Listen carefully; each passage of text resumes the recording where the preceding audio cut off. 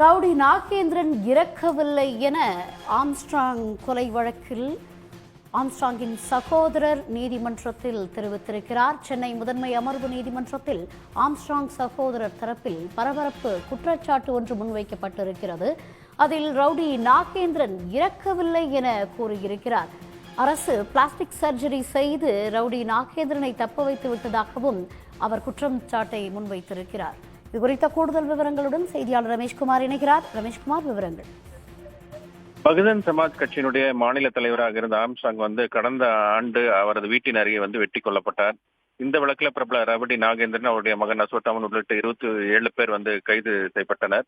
சமீபத்தில் தான் உடல்நல பாதிப்பு காரணமாக நாகேந்திரன் மருத்துவமனையில மரணமடைந்தார்.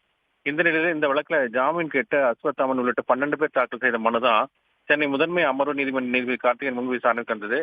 அப்போது இந்த வழக்கை சிபிஐக்கு மாற்றி சென்னை உயர்நீதிமன்றம் உத்தரவு பிறப்பித்தாலும் கூட வழக்கு கோப்புகளை மாநில காவல்துறை சிபிஐ ஒப்படைக்கவில்லை என மனுதாரர் தரப்பில் தெரிவிக்கப்பட்டது.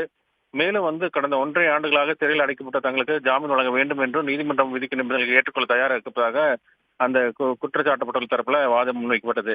இந்த நிலையில தான் இந்த வழக்கில் இடையீட்டு மனுதாரர் இம்ப்ளீட் பெட்டிஷன் என்று சொல்வார்கள். அதுல ஆம்ஸ்ட்ராங்கினுடைய சகோதரர் கினோஷ் ஆம்ஸ்ட்ராங் தரப்புல ஆஜரான பகுஜன் சமாஜ் கட்சி தலைவர் ஆனந்தன் இந்த வழக்கை தமிழக காவல்துறை முறையாக விசாரிக்கல என்பதனால தான் வழக்கு சிபிஐக்கு மாற்றப்பட்டதாக அவர் வாதத்தை முன்வைத்தார். இந்த சூழலை இவர்களுக்கு ஜாமீன் வழங்கினால் சாட்சிகளை கலைத்து விடுவார் என்றும் வாதிட்டார். மேலும் சமீபத்தில் மரணம் அடைந்ததாக கூறப்படும் நாகேந்திரன் இறக்கவில்லை என்றும் பிளாஸ்டிக் சர்ஜரி செய்து அவரை தமிழக அரசு தரப்புல தப்பிக்க வைத்து விட்டதாகவும் பரபரப்பு குற்றச்சாட்டை முன்வைத்திருக்கிறார்.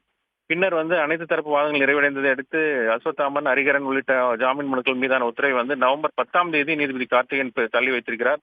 மற்றவர்களுடைய ஜாமீன் மனுக்கள் மீதான விசாரணை நவம்பர் 10ஆம் தேதிக்கு தள்ளி வைக்கப்பட்டிருக்கிறது. தகவல்களுக்கு நன்றி ரமேஷ்குமார்.